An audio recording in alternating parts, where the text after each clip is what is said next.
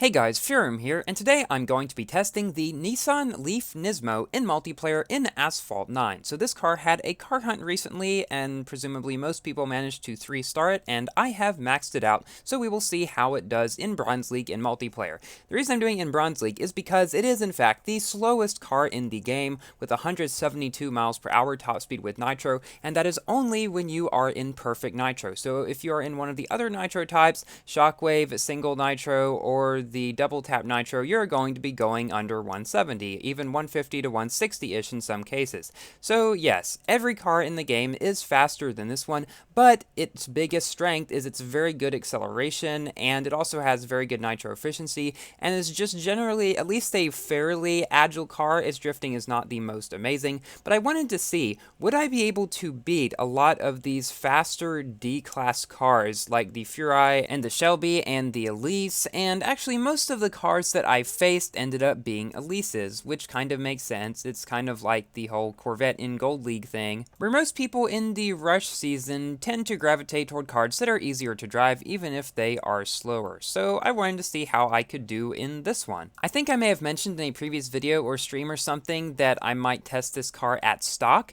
and I tried that, but the races were just so bad, and the car was so slow, like 150, I kid you not, that I just got tired of it so fast, because, I mean, there was no way I was going to win any races with that, and so I upgraded it to this point. And it has been doing a lot better. I came in first in this race here, and in this video, I'm going to try to make it all the way to Silver League using just this car. Let's see if I can do it. So now we are moving on to a race with a bunch of agile cars, like the Ginetta and the DSE10s and the Elise on Osaka, which is a track that is very good for cars that have really good handling. So let's see how this car can compete with them here. You see, the biggest challenge to driving this car isn't the driving itself, honestly. Like, it drives nicely, and its speed when you have perfect nitro is nearly as high as cars like the Lotus Elise and the DSE10s, both of which go 175. A lot of cars in Asphalt 9 I found go 175, and besides this car, that is the slowest speed in the game. But the thing is with this car, because you can only reach that 172 that you see here, when you're in perfect nitro, it becomes extremely more strategic than in really any other car, and that was an accidental 360 there, to maintain nitro, because you cannot just go along in single nitro, because then you're going like 160. If that, so that kind of counteracts slightly this car's really good nitro efficiency. I mean, you could see there with shockwave it only went 158, so yes, that's a 14 miles per hour drop, so you never want to stay long in this car in any nitro except for the perfect nitro. If you do have this car at 3 stars, I would recommend trying it out in multiplayer and taking it as a challenge just to see sort of how high you can do in it and how many wins you can get. Because I had a lot of fun recording this video, and here we come in first place again. So since my previous multiplayer video, there have been a lot of new things that have come to Asphalt 9. First of all, we got the update, which was a big thing, the Grand Prix update,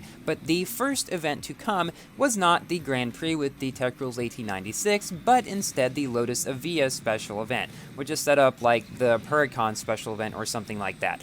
Now, it's kind of a disappointment, and let me explain why. Because you need multiple cars such as the Civic and the Zero Uno, and maybe 1 or 2 other cars that are in the event, at fully maxed with all epics, so a gold car, in order to even get the Avia. And you can only 2-star it in the event, and that is if you do everything, which means golding every car. Golding. That's a new word. I meant to say maxing, but whatever, let's just roll with it. It does not look like we are having Avia packs either. Now, currently, they don't have any.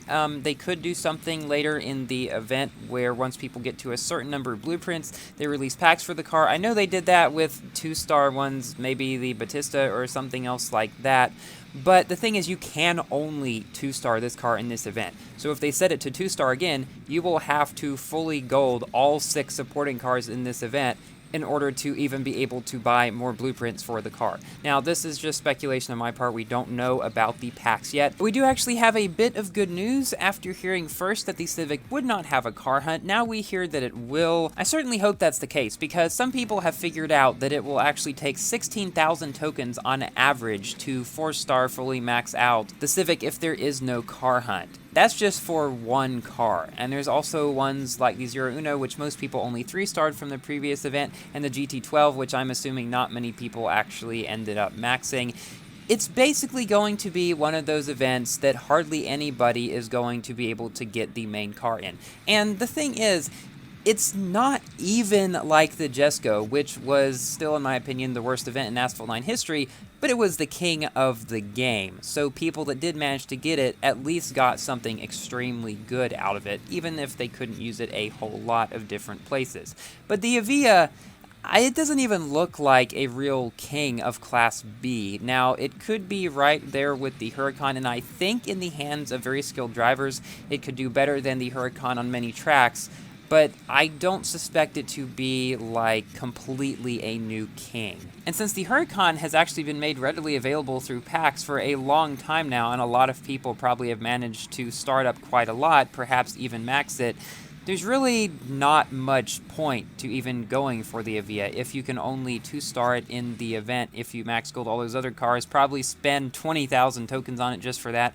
I say it's not worth it, honestly. I am not going to be trying to get the Avia because I really just don't think I can with the resources that I have, and even if I could, I would like to save my tokens for something that's better. But I'm going to see how far I can get in the event. Maybe I'll buy some packs for something, I'm not quite sure yet, but most likely I will not actually be able to get that car. And I just want to tell you guys all this now so that you don't get your hopes up with the event starting out easy and then you realize you probably won't be able to get it later. So my advice, I guess, is to get as much as you can out of the event without putting much into it, and save most of your resources for an event that is actually doable. Now, there is currently something going on where you can get epics for a lot of the cars, but even if you do go through those 100 races for each one and get enough epics to max the car, you still have to have them at their highest stars. So that is why I just think probably most people not going to be getting this one, and just try to see how much you can get out of it, but don't get your hopes up a lot. Currently, there is actually a multiplayer season going on